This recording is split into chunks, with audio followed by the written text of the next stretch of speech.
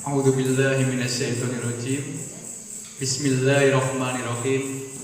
Assalamualaikum warahmatullahi wabarakatuh.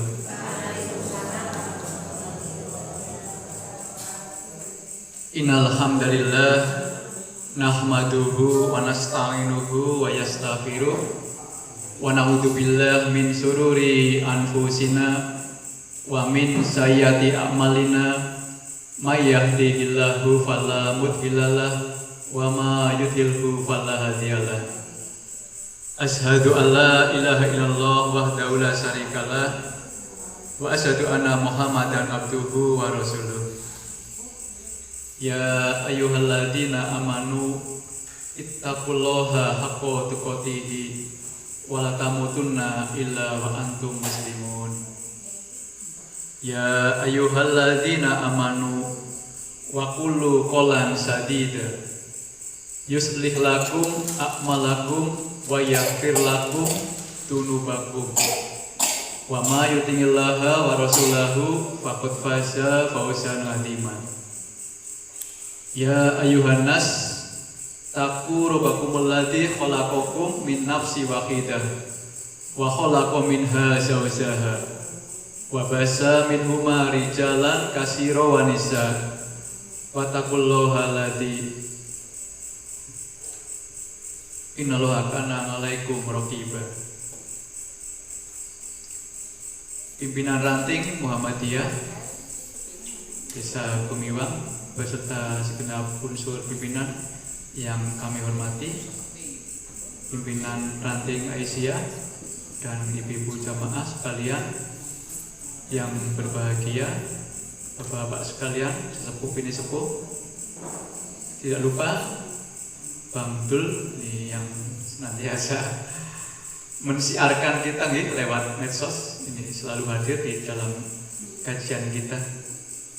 Puji syukur marilah senantiasa kita panjatkan atas berbagai rizki yang telah Allah karuniakan, sehingga pada malam hari ini, malam Jumat, kita bisa bersama-sama melaksanakan kajian rutin bertempat di gedung dakwah untuk Gumiwang.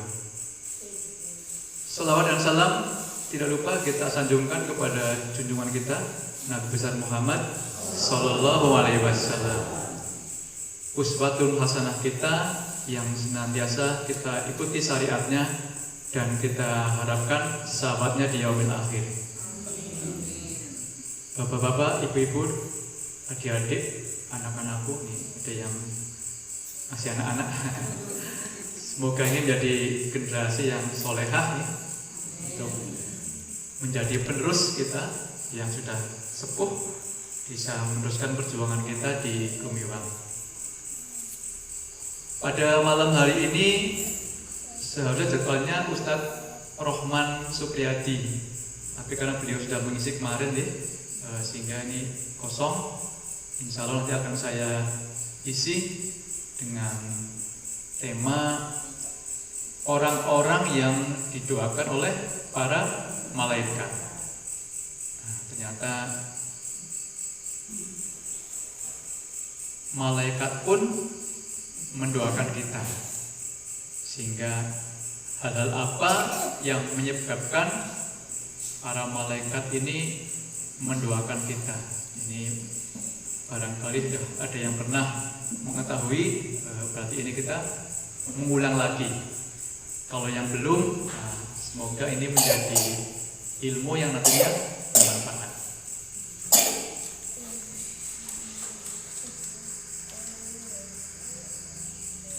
Yang pertama, nah ini sesuatu yang sederhana dan ringan, yaitu orang yang tidur dalam keadaan bersuci. Nih, bapak ibu ini kalau tidur wudu dulu atau enggak ini? Nah ini nanti kalau udah tahu ilmunya dipraktekkan. Ini kan hal yang mudah ringan. Malah bapak ibu kalau mau tidur biasanya malah ke toilet dulu melaksanakan hajat. Nah, tapi jangan lupa untuk berwudu. Karena ini sesuatu yang bisa kita amalkan dan bisa kita laksanakan sehari-hari. Rasulullah SAW bersabda, barang siapa yang tidur dalam keadaan suci, maka malaikat akan bersamanya di dalam pakaiannya. Dia tidak akan bangun hingga malaikat berdoa, ya Allah, ampunilah hambamu si fulan karena tidur dalam keadaan suci.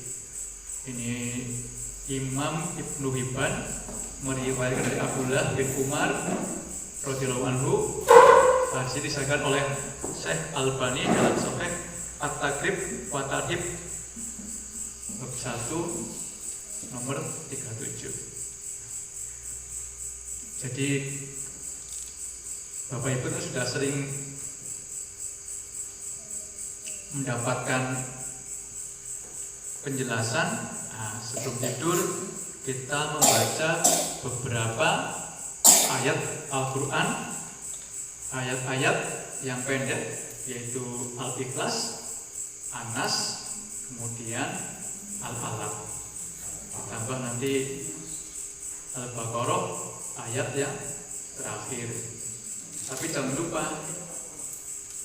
ini wudhu dulu sebelum tidur, sehingga kalau benar-benar Allah tidak membangunkan kita lagi, tidurnya kebablasan, maka Bapak Ibu ini insya Allah dalam keadaan bersuci, sudah berwudu, sehingga mudah-mudahan dengan ikhtiar tersebut Allah kemudian mewafatkan kita dalam keadaan husnul khotimah. Karena kita tidak tahu, makanya doanya setelah orang bangun tidur kan, alhamdulillahi ahyana ba'dama amatana wa ilaihi nusyur. Jadi kita bersyukur telah dibangkitkan dari kematian yang sementara. Namun kok manakala terjadi bablas, nah kita mudah-mudahan husnul khotimah. Ini bisa dipraktekkan gitu.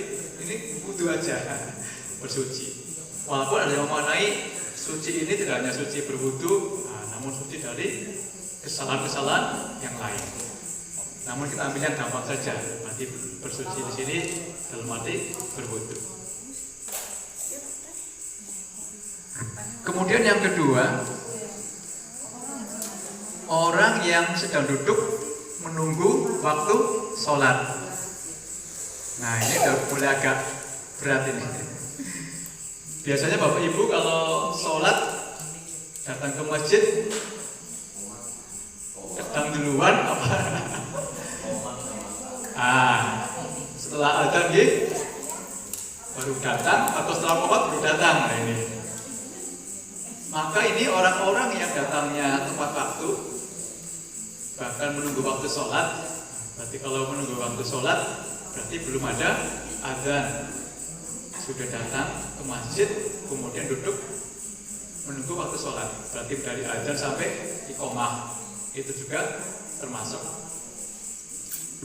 Maka Rasulullah SAW bersabda, tidaklah salah seorang di antara kalian yang duduk menunggu sholat selama ia berada dalam keadaan suci, kecuali para malaikat akan mendoakannya, ya Allah, ampunilah ia, ya Allah, sayangilah ia.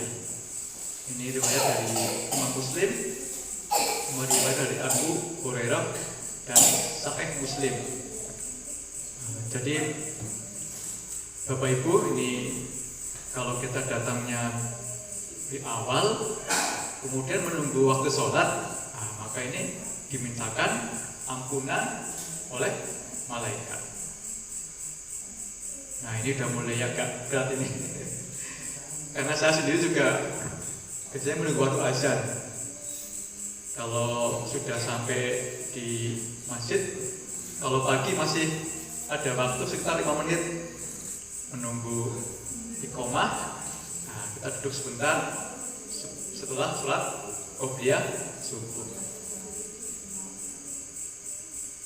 Kalau waktu-waktu lainnya, ini karena saya masih di kerja, ini kita biasanya on time tapi tidak sempat duduk di awal waktu sambil menunggu waktu sholat. Makanya kita coba praktekkan bersama. Termasuk saya yang di depan ini harus ikut mempraktekkan. Kemudian yang berikutnya yaitu orang-orang yang berada di shaf barisan depan di dalam sholat berjamaah. Nah, ini otomatis kalau kita datangnya awal waktu, ya kita berada di shaf yang terdepan.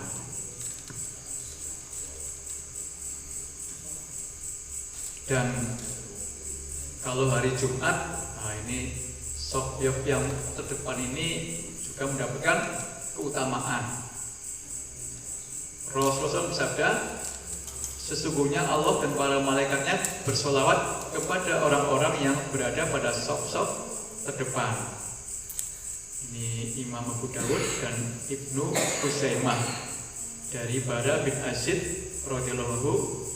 Hadis ini disahihkan oleh Syekh Al-Albani dalam Sahih Sunan Abi Dawud bab 1 nomor 130. Nah, ini juga butuh dipraktekkan. Insya Allah kalau kita datangnya sebelum azan atau minimal pada saat azan, maka kita akan berada di shaf yang depan. Di beberapa masjid saya sering melihat memang ada beberapa orang yang istiqomah. Kalau di Masjid Al-Huda itu sesepuh kita Pak Sugeng, nah itu Pak Tarsono, Pak Sugeng itu sering ada di paling depan. Apa karena takmir dari datangnya lebih awal? Ya insya Allah dengan kita jadi takmir mudah-mudahan jadi menjadikan kita termotivasi untuk jadi di shaf yang terdepan. Selanjutnya yang keempat, orang-orang yang menyambung shaf pada sholat berjamaah, yaitu tidak membiarkan sebuah kekosongan di dalam shaf. Jadi Bapak Ibu, ketika kita sholat berjamaah, ketika iqomah dikumandangkan kemudian berdiri, maka imam akan merapikan shaf.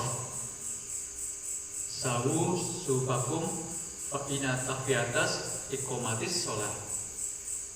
Jadi luruskan dan dapatkan shaf, karena itu merupakan kesempurnaan daripada sholat. Sehingga kalau ada yang kosong, maka yang di belakang akan maju. Ini akan terlihat biasa di sholat Jumat. Karena kan kalau sholat Jumat kan hampir masjidnya penuh, sehingga yang di depan maju, di belakang maju, terus sampai dengan terisi shafnya penuh. Maka orang-orang yang menyambung shaf ini pada sholat berjamaah ini juga didoakan oleh para malaikat. Rasulullah bersabda, sesungguhnya Allah dan para malaikat selalu berselawat kepada orang-orang yang menyambung shaf-shaf. Diriwayatkan oleh Imam Ahmad, Ibnu Majah, Ibnu Huzaimah, Ibnu Hibban dan Al-Hakim. Meriwayatkan dari Aisyah radhiyallahu anhu. Hadis ini disahihkan oleh Syekh Al-Albani dalam Sahih At-Targhib wa Tarhib halaman 1 nomor 272. Jadi ini bapak-bapak, kalau ada yang kosong, nah ampun mental mawon, langsung maju. Karena biar didoakan malaikat.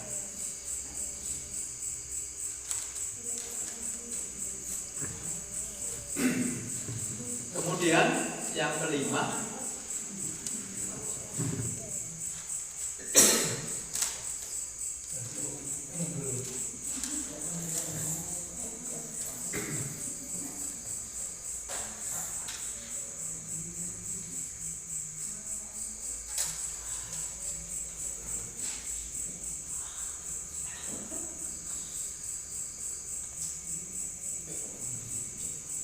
yaitu ketika imam selesai membaca Al-Fatihah, kemudian para malaikat ternyata ikut mengucapkan amin. Sehingga pada saat inilah, pada saat sholat berjamaah kemudian makmum mengucapkan amin, nah ini maka malaikat pun ikut mendoakan. Sehingga ini semua uraian tadi ini banyak sekali ada di sholat berjamaah. Makanya kita tidak akan ada apa-apanya, amal kita tidak akan ada perhitungannya kalau tidak melaksanakan sholat. Karena memang penghulunya amal adalah sholat. Rasulullah SAW bersabda, jika seorang imam baca ghairil maghdubi alaihim waladdallin, maka ucapkanlah oleh kalian amin. Karena barang siapa ucapannya itu bertepatan dengan ucapan malaikat, maka ia akan diampuni dosanya yang masa lalu. Imam Bukhari meriwayatkan dari Abu Hurairah radhiyallahu anhu, Sahih Bukhari nomor 782. Kalau ini insya Allah bisa diamalkan ya, karena hanya mengucapkan amin. Yang susah dilaksanakan adalah sholat berjamaahnya. Kalau sudah berjamaah insya Allah kita mengikuti amin, insya Allah bisa.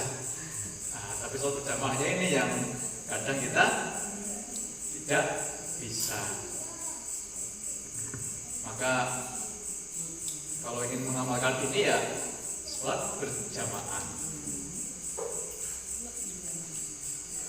Yang keenam, nah ini masih terkait dengan sholat lagi, yaitu orang yang duduk di tempat sholatnya setelah melakukan sholat. Jadi kita setelah sholat biasanya kita berzikir. Nah, setelah berzikir kemudian membaca doa. Nah ini orang-orang yang seperti ini, yang setelah sholat kemudian berzikir, kemudian berdoa. Dan kalau pagi, ini juga terutama sholat subuh, ini ada keistimewaan yang luar biasa.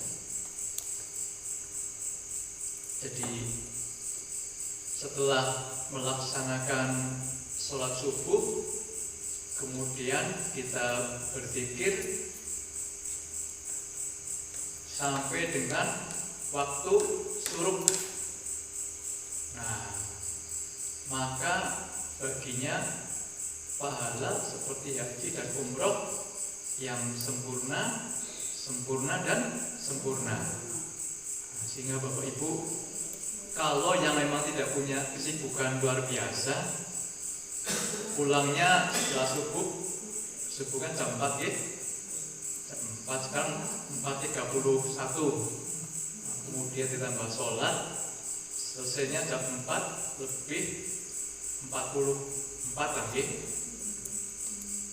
Untuk masuk ke waktu syuruk itu sudah jam 5.12.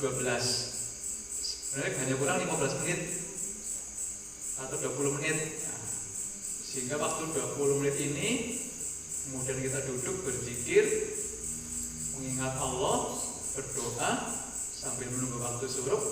Nah, ini mendapat pahala yang luar biasa.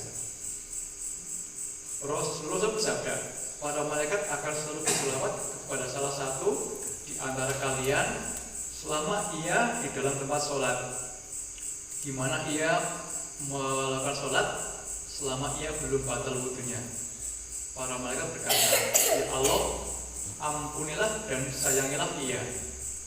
Imam Ahmad meriwayatkan dari Abu Hurairah Al-Musnad nomor 8106. Syekh Ahmad Syakir mensahihkan hadis ini. Jadi ini monggo kita coba amalkan. Kalau di sini yang di Masjid Sarah Tanzali. Ini insya Allah saya setiap pagi ikut jamaah di Sarah Tanzali. Yang sering saya amati ini Pak Tanto sama Ibu Tanto ini ya. Biasanya sampai dengan suruh duduk. Kalau saya kadang-kadang, karena saya jam 6 biasanya harus ngantar anak ke sekolah, sehingga kadang saya bisa, kadang belum bisa. Seharusnya kalau di depan ngomong seperti ini ya harus bisa mempraktekkan. Tapi saya akui ini sudah mencoba melaksanakan, namun belum sepenuhnya. Sehingga Bapak Ibu monggo kita coba sama-sama. Karena dikatakan jargoni itu sengaja orang bisa melakoni, nah ini kan. Maka saya terus terang nih, saya udah mencoba dengan Pak Tanto ini. Kalau Pak Tanto istiqomah, karena sudah pensiun. Nah, kalau saya masih bekerja.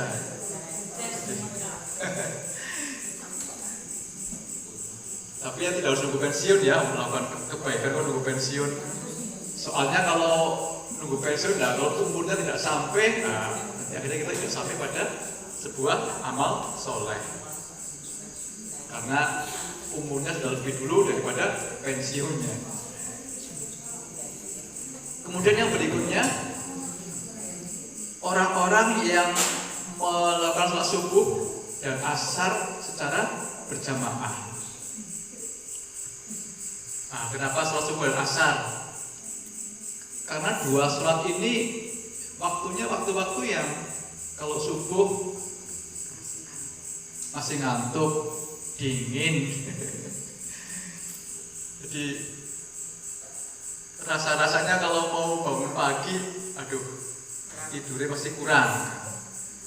Kalau asar sudah capek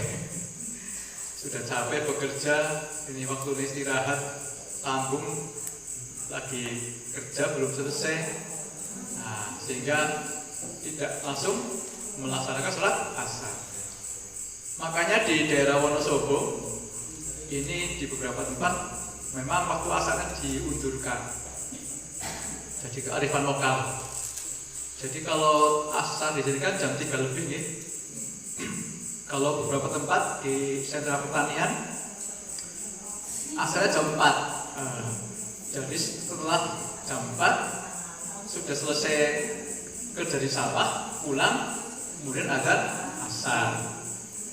Sehingga jamaahnya bisa bareng-bareng, tapi waktunya mundur setengah jam. Ya ini kalau sudah jadi kearifan lokal, kalau kemudian kita datang ke sana jam 3 azan, nanti dimarahin orang. Terutama di daerah yang sentra pertanian. Karena memang sudah menjadi kearifan di sana. Rasulullah bersabda, para malaikat berkumpul pada saat sholat subuh.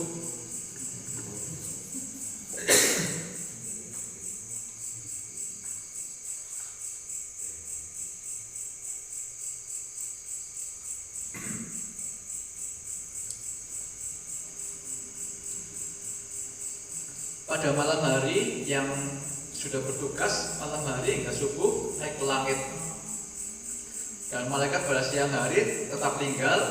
Kemudian mereka berkumpul lagi pada waktu sholat asar, dan malaikat yang ditugaskan pada siang hari hingga sholat asar naik ke langit. Sedangkan malaikat yang bertugas pada malam hari tetap tinggal. Lalu Allah bertanya kepada mereka, bagaimana kalian meninggalkan hambaku? Mereka menjawab, kami datang sedangkan mereka sedang melakukan sholat, dan kami tinggalkan mereka sedangkan mereka sedang melakukan sholat. Maka ampunilah mereka pada hari kiamat. Nah, pengertian ini bukan berarti kita sholatnya subuh sama asar, karena di absennya pas subuh lagi sholat, di absennya pas asar lagi sholat. Berarti duhur nggak usah, bisa nggak usah. Boten begitu gitu. Jadi tetap 5 waktu kita laksanakan. Namun memang dari sholat jamaah biasanya subuh dan asar yang jamaahnya paling sedikit. Kalau duhur kemudian Paling banyak biasanya malah isya, maghrib, isya.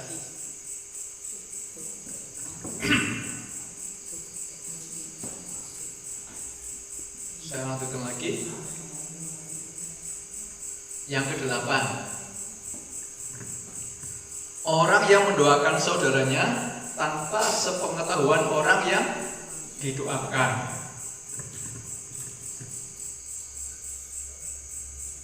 Muncul lagi pada tenggol kata ini.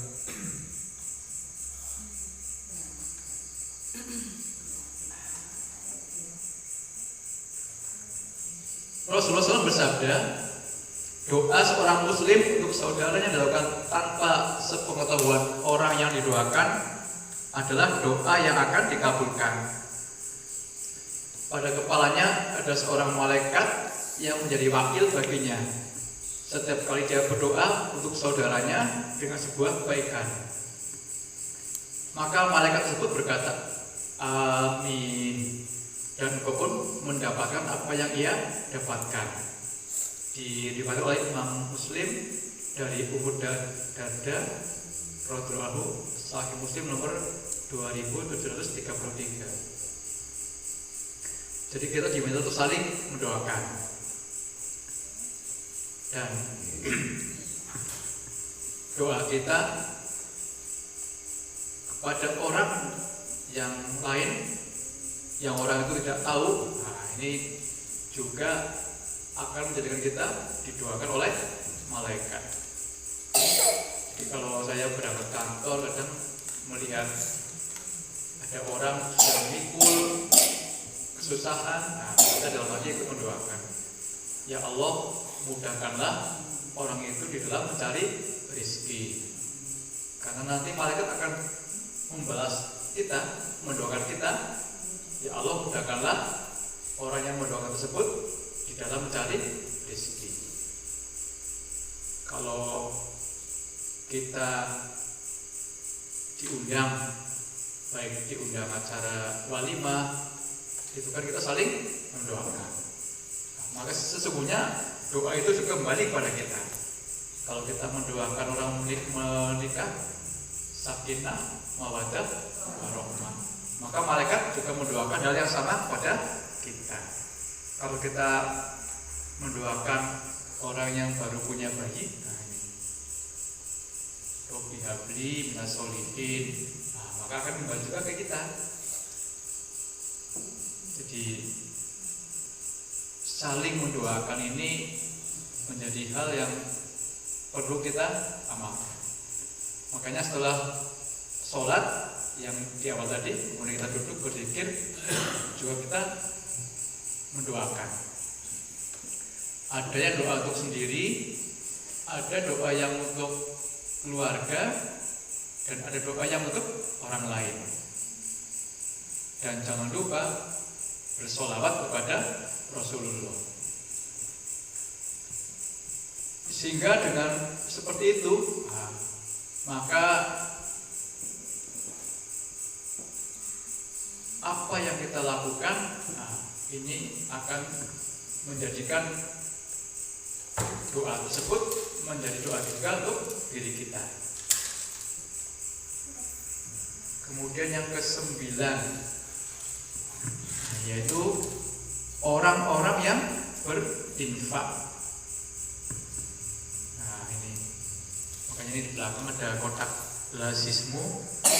Kemudian di masjid juga ada di mana kita berinfak, maka sesungguhnya malaikat pun mendoakan kepada kita. Rasulullah bersabda, tidak satu hari pun di mana pagi harinya seorang hamba ada padanya 2 malaikat turun padanya. Salah satu di antaranya keduanya berkata, ya Allah, berikanlah ganti bagi orang yang berinfak. Dan lainnya berkata, ya Allah, hancurkanlah harta orang yang pelit. Nah ini diriwayatkan Imam Bukhari dan Imam Muslim, meriwayatkan dari Abu Hurairah radhiyallahu anhu, Sahih Bukhari nomor 1442 dan Sahih Muslim nomor 1010. Jadi Bapak Ibu ini jangan melihat jumlahnya, yang penting berinfak. Karena satu biji kurma pun itu sudah sebagai sebuah sedekah. Sehingga Bapak Ibu hati-hati nih, karena ini malaikat ada dua, yang satu mendoakan pada orang yang berinfak, yang satu lagi hancurkanlah harta orang yang pelit. Berarti kan yang didoakan orang yang tidak mau berinfak atau orang yang pelit. Dalam arti pelit, ini punya harta tapi tidak mau menafkahkan. Kalau memang benar-benar tidak punya ya bukan pelit. Oh namanya nggak punya. Nah kalau saya misalkan saya punya kok, wah Pak Tri dimintai sumbangan nggak ngasih, nah itulah. Jadi saya harus hati-hati, termasuk golongannya orang-orang yang pelit atau orang yang bakil. Jadi kalau kita ke Mekah Madinah, kemudian kita masuk ke toko nggak belanja, nah nanti dibilang bakil. Nah kalau itu pelit. Tapi kalau terkait dengan belanja, ya tidak bisa dikatakan pelit ya, karena yang dimaksud pelit di sini adalah pelit untuk diinfakkan. Karena kalau belanja kan beda, belanja kan berarti untuk kebutuhan yang bukan untuk infak. Kemudian sesungguhnya orang yang berinfak ini dia tidak kehilangan hartanya, karena akan diganti oleh Allah, baik di akhirat maupun di dunia. Sehingga ini saya sampaikan seperti itu karena nyatanya ya apa yang saya keluarkan ya masih ada rezeki yang lain yang menggantikan. Bahkan beberapa kali gantinya itu bisa 10 atau 100 kali lipat. Saya pernah lagi jalan-jalan di sebelah rice mill ke sana, itu ada ibu-ibu lagi nyari apa namanya? Gabah gitu. Gabah sisa-sisa lah. Nah, karena saya kasihan, saya kasih 50.000. Loh, ini bukan nggak bisa makan kan, saya dosa. Esoknya, nah, saya sampai kantor dapat ganti, dapat rezeki 500.000. Berarti lipat berapa itu? Lipat 10. Nah, selang sekian waktu dapat lagi rezeki lagi, suruh berangkat umroh, yang bayar dari kantor. Berarti berapa ini umroh kan? 32 juta aja.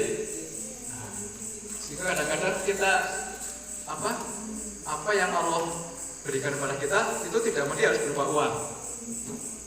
Bisa juga rezeki kita itu berupa kesehatan. Nah, kalau kesehatan, kemarin saya cerita juga di Pas Kultum di Saratan Jali.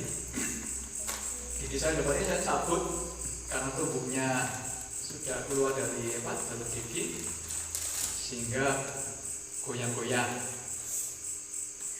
Setelah saya cabut, saya tanya ke dokternya. Nyabutnya sih 200.000 ya, lumayan mahal juga.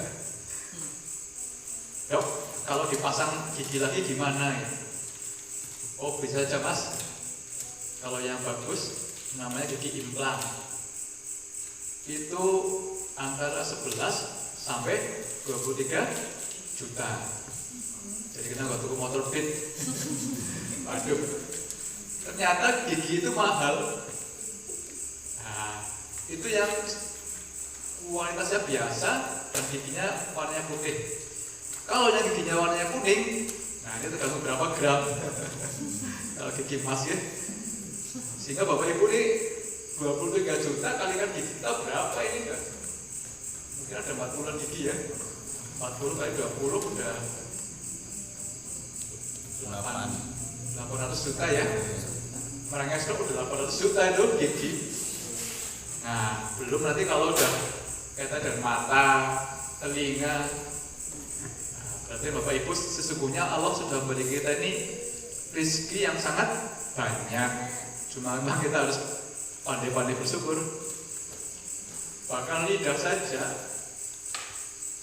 ini, kalau lidah kita ini tidak bisa berbicara, nah ini mau dihargai berapa miliar, orang dipotong lidahnya, disambung ya nggak mau. Atau dibeli jantungnya 5 miliar, kira-kira purna membuatan.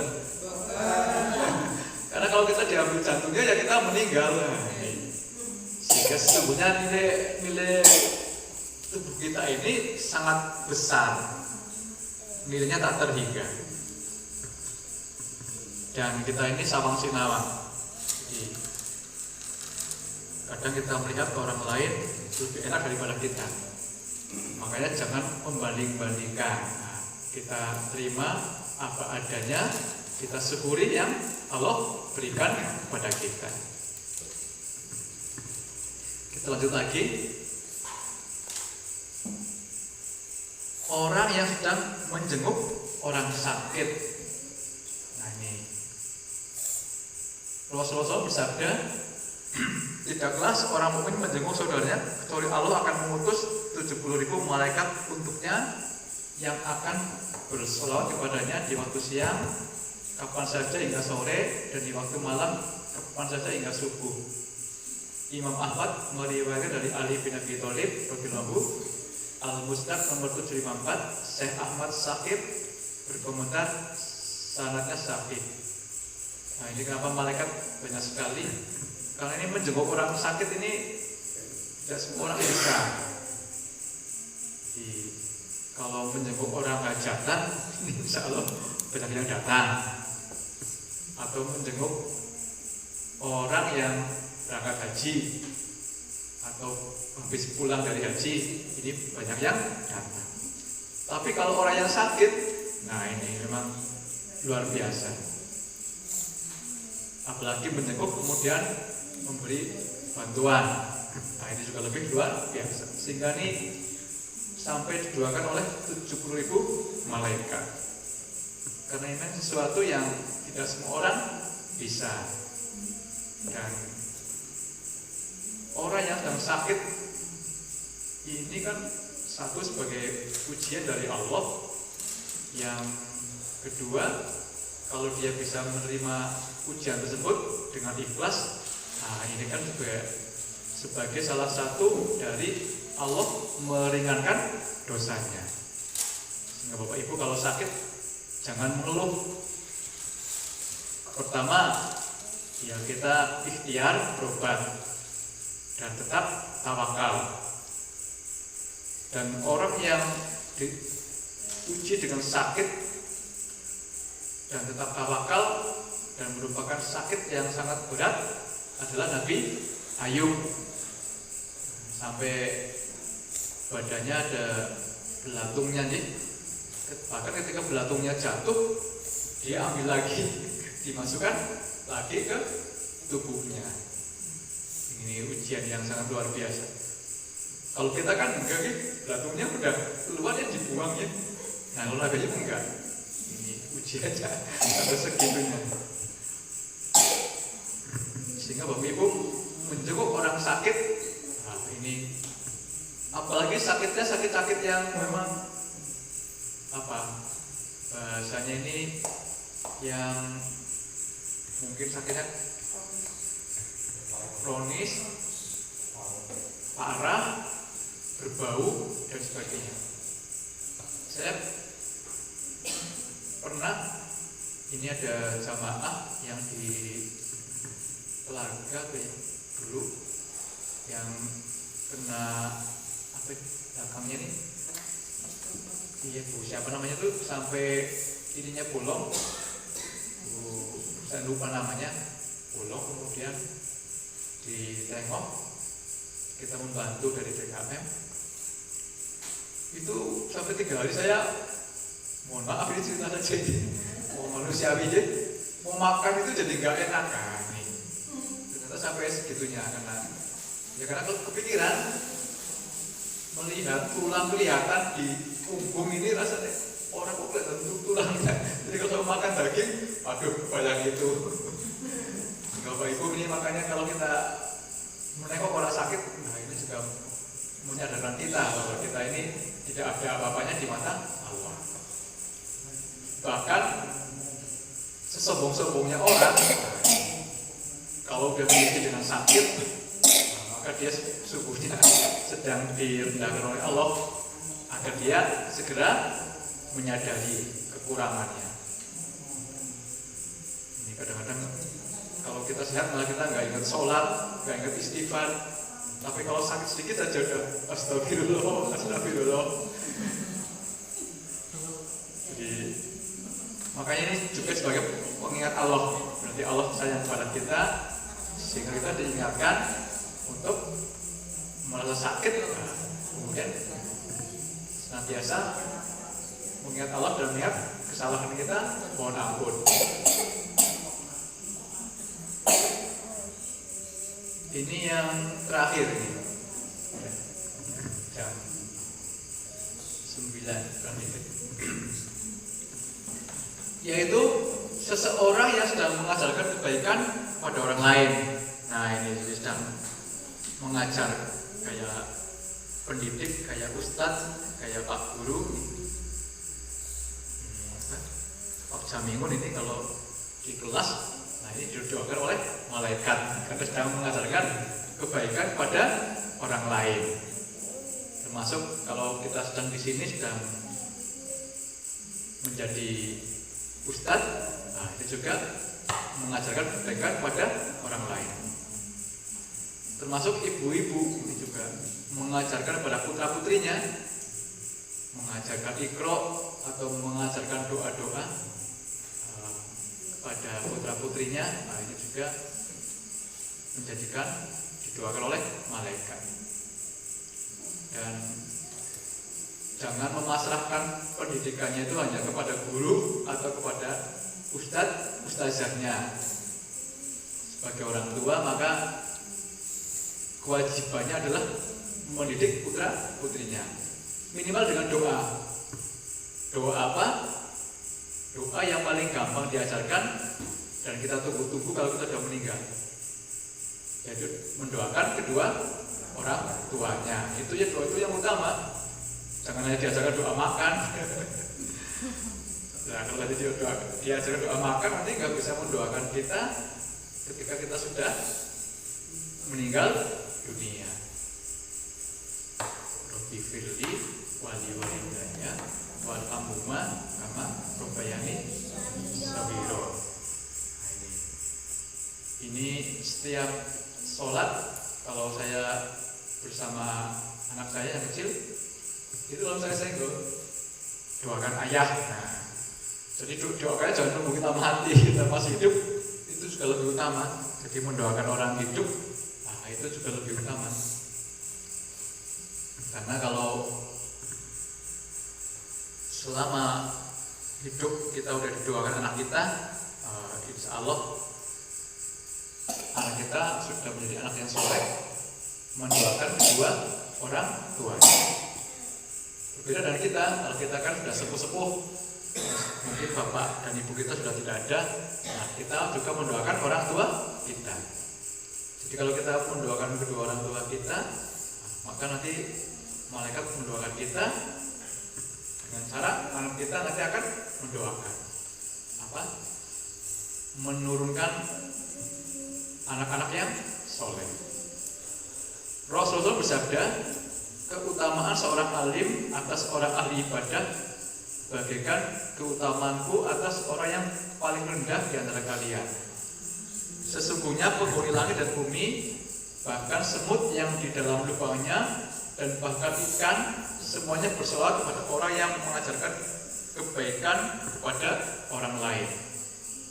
Diriwayatkan oleh Imam Tirmidzi dari Abu Umamah Al-Baqili radhiyallahu anhu, disahihkan oleh Syekh Al-Albani dalam kitab Sahih At-Tirmidzi bab 2 nomor 343. Jadi Bapak Ibu sekalian, itulah beberapa hal yang membuat kita didoakan malaikat, dan semoga kita bisa melaksanakannya. Dari 12 hal tersebut, dimulai dari nanti malam. Karena yang pertama adalah bersuci saat tidur. Nah ini kita ulangi sedikit. Nah ini orang yang tidur dalam keadaan bersuci. Jadi nanti sebelum tidur berwudu dulu, baru baca-baca doa agar kita mendapatkan perlindungan dari Allah. Jadi baca kul ya, kul walau ahad, kul a'udzu binnas, kul a'udzu bil falaq, kemudian ayat kursi, kemudian Al-Baqarah yang ayat terakhir. Kemudian ditambah doa lainnya, doa biar terbebas dari hutang. Allahumma inna a'udzubika minal fakri wal kufur. Nah, jadi dijauhkan dari kefakiran dan kekufuran. Itu juga bisa. Kemudian baru baca Al-Fatihah terus tidur. Kalau belum tidur ya berzikir terus subhanallah walhamdulillah wala ilaha illallah wallahu akbar sampai tertidur. Insya Allah nanti kita tidurnya di dalam penjagaan malaikat dan didoakan. Nah ini kita coba yang ini dulu satu, karena yang lainnya adalah terkait dengan ibadah sholat. Jadi semua sholat dari datang awal waktu, kemudian menyambung saat sholat, kemudian duduk setelah sholat berdoa, itu semuanya akan menjadikan kita didoakan oleh malaikat. Lalu yang lainnya adalah mendoakan orang lain dan berinfak. Jadi intinya ada 3. Yang pertama adalah senantiasa dalam keadaan suci. Yang kedua melakukan sholat tepat waktu, kemudian merapikan shaf, kemudian duduk setelah sholat berzikir. Kemudian yang berikutnya mendoakan orang lain, dan yang terakhir tadi berinfak. Maka Bapak Ibu, beberapa hal terkait dengan tema kita pada malam hari ini, yaitu orang-orang yang didoakan oleh para malaikat. Semoga apa yang sedikit ini bisa menambah pengetahuan kita, bisa menjadikan hikmah kita, dan bisa kita amalkan. Maka Bapak Ibu, karena waktu sudah malam, mungkin Bapak Ibu sudah ngantuk dan sudah ingin mengamalkan, langsung bersuci, tidur. Kalau doanya nggak bisa, ya sudah doa tidur saja. Maka Bapak Ibu, kita akhiri dengan membaca hamdalah dan doa kafaratul majelis. Alhamdulillahirabbil alamin. Subhanakallahumma wa bihamdika asyhadu alla ilaha illa anta astaghfiruka wa atubu ilaik. Bila itu hidayah. Wassalamualaikum warahmatullahi wabarakatuh.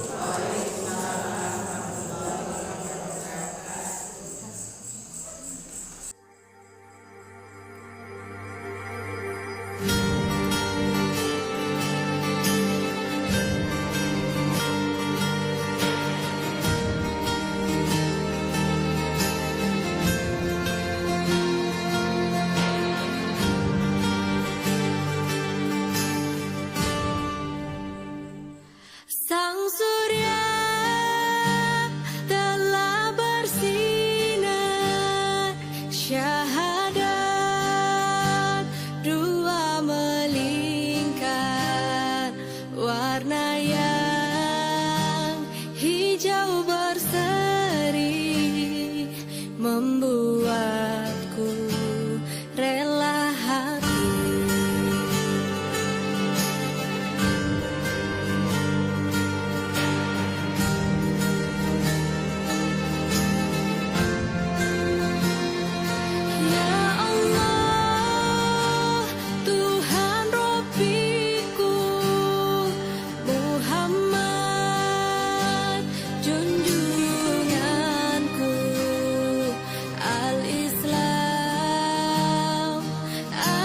bersama